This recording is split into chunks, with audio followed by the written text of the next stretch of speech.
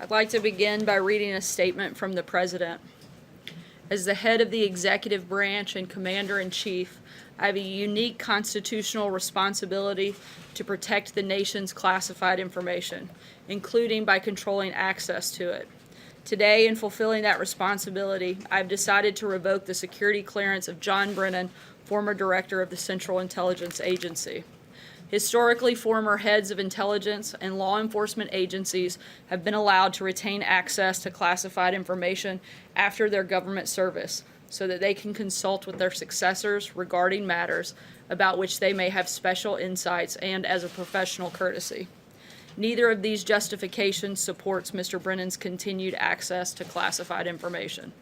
First, at this point in my administration, any benefits that senior officials might glean from consultations with Mr. Brennan are now outweighed by the risks posed by his erratic conduct and behavior. Second, that conduct and behavior has tested and far exceeded the limits of any professional courtesy that may have been due to him. Mr. Brennan has a history that calls into question his objectivity and credibility. In 2014, for example, he denied to Congress that CIA officials under his supervision had improperly accessed the computer files of congressional staffers. He told the Council of Foreign Relations that the CIA would never do such a thing. The CIA's Inspector General, however, contradicted Mr. Brennan directly, concluding unequivocally that agency officials had indeed improperly accessed congressional staffers' files. More recently, Mr. Brennan told Congress that the intelligence community did not make use of the so-called Steele dossier in an assessment regarding the 2016 election, an assertion contradicted by at least two other senior officials in the intelligence community and all of the facts. Additionally, Mr. Brennan has recently leveraged his status as a former high-ranking official with access to highly sensitive information to make a series of unfounded and outrageous allegations, wild outbursts on the internet and television about this administration. Mr. Brennan's lying and recent conduct, characterized by increasingly frenzied commentary, is wholly inconsistent with access to the nation's most closely held secrets and facilities, the very aim of our adversaries, which is to sow division and chaos. More broadly, the issue of Mr. Brennan's security clearance raises larger questions about the practice of former officials maintaining access to our nation's most sensitive secrets long after their time in government has ended. Such access is particularly inappropriate when former officials have transitioned into highly partisan positions and seek to use real or perceived access to sensitive information to validate their political attacks. Any access granted to our nation's secrets should be in furtherance of national, not personal interest. For this reason, I have also begun to review the more general question of the access to classified information by government officials. As part of this review, I am evaluating action with respect to the following individuals: James Clapper, James Comey, Michael Hayden, Sally Yates, Susan Rice, Andrew McCabe, Peter Strzok, Lisa Page, and Bruce Orr. Security clearances for those who still have them may be revoked, and those who have already lost their security clearance may not be able to have it reinstated. It is for the foregoing reasons that I have exercised my constitutional authority to deny Mr. Brennan access to classified information, and I will direct appropriate staff of the National Security Council to make the necessary arrangements with the appropriate agencies to implement this determination. With that, I'll take your question. Jonathan. Sarah, first I've got a question I wanted to ask you, but first just to follow up on that. It seems like everybody that you mentioned has been a political critic of the president. Is he going after his political opponents with this? No, if there were others that weren't, that we deemed necessary, we would certainly take a look and review those as well. Okay, I want to ask you about something the president's attorney said. Rudy Giuliani said of the special counsel Robert Mueller needs to write the damn report so we can see it and rebut it. And he said if it's not written within the next 2 or 3 weeks, quote, we will just unload on him like a ton of bricks. Is the president okay with his attorney threatening the special counsel in this way?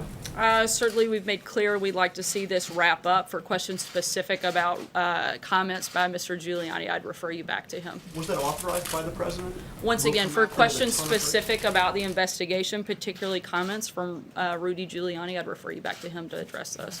Jeff? Hey, Sarah. Following up on John's question, how is this announcement by the president, how can Americans not interpret that as a getting back against his critics? And isn't it also an attempt to curtail their freedom of speech by penalizing them for being critical on television? Not at all. The president has a constitutional responsibility to protect classified information and who has access to it. And that's what he's doing, is fulfilling that responsibility in this action. This is action only specific to Mr. Brennan, and the others are currently under review. Is this the kind of precedent he wants to set for future presidents when his administration is out of office? And why are there no Republicans on that list? Once again, if we deemed it necessarily, we would certainly look into that and be happy to review those. Justin? I wanted to ask about Turkey, but just to buttonhole on what Jeff said, I guess the reason people would say that this argument strains credibility is there's obvious examples, even from this administration. Your former national security advisor has admitted to lying to the FBI. Why is this only a list of Democrats who have been critical of the administration, and why should Americans have confidence that you are taking this seriously if there's not a single Republican on that list?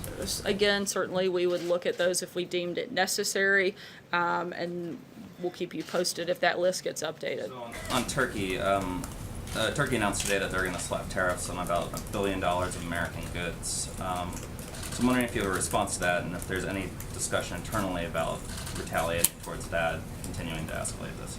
Yeah, the tariffs from Turkey are certainly regrettable and a step in the wrong direction. The tariffs that the United States placed on Turkey were out of national security interest. Theirs are out of retaliation.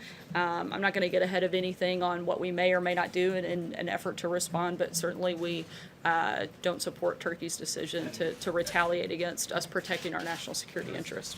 An appeals court in Turkey today denied Pastor Brunson's appeal to try to be released. Does the administration view that as a new setback, or as sort of maintaining the status quo? We feel that Turkey, and specifically President Erdogan, have treated Pastor Brunson, who we know to be a very good person and a strong Christian who's done nothing wrong, very unfairly, very badly, and it's something that we won't forget in the administration.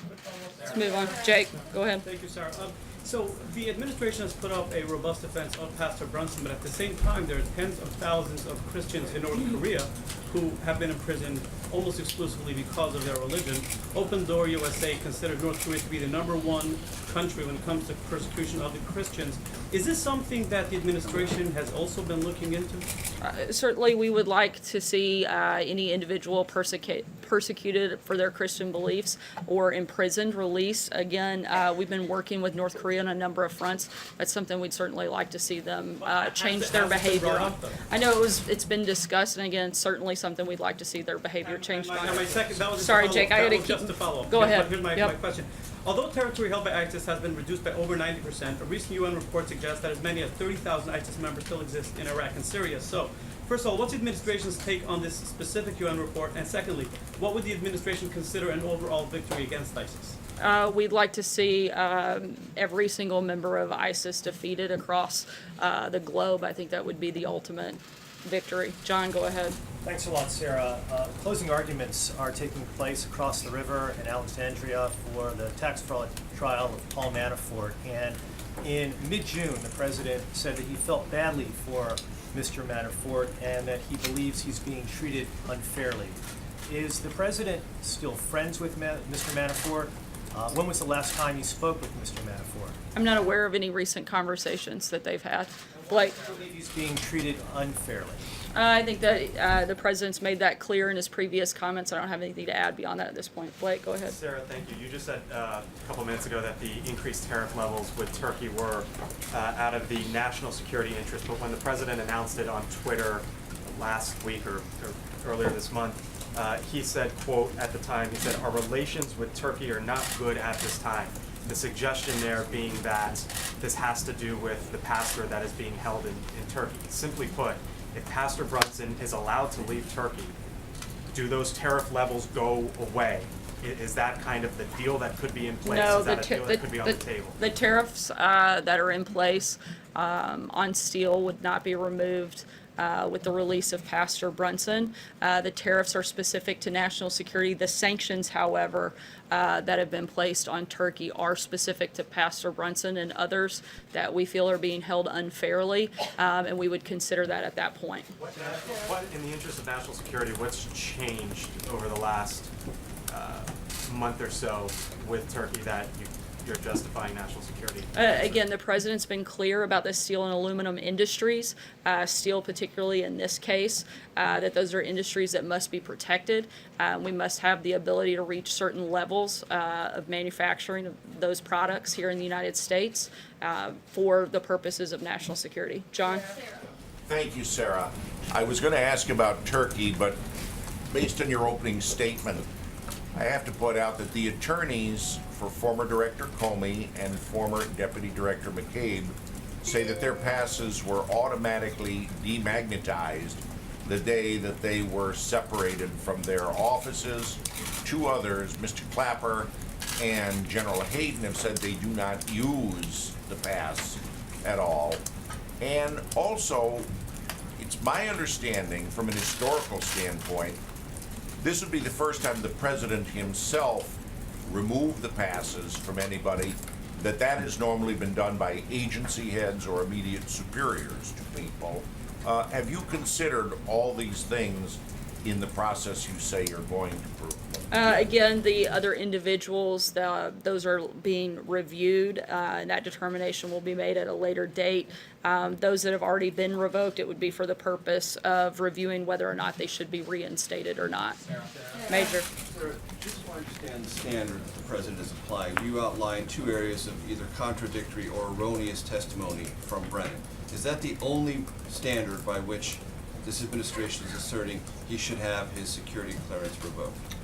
Again, I laid out the reasons in the opening statement, Right, so you specific sound- to those two Director instances, Brennan. right. The others are currently under review. Don't have any So specifics my on this at question this is point. that the standard? If you give erroneous testimony, you say something you have to correct at a certain date in the future. If you work for this administration, for example, does that mean you could lose your security clearance? My understanding is this is being looked at on a case-by-case basis, which is why each individual is being reviewed and determination made at that Does this point. administration have any reason to believe or evidence to suggest Brennan has misused classified information or monetized his access to it, as was alleged earlier by this administration? Again, I've laid out the reasons for the decision that was made on this specific instance. We'll continue to review the other actions. Andrew? Could we assume by the absence of you not saying those things, you didn't find any evidence of that?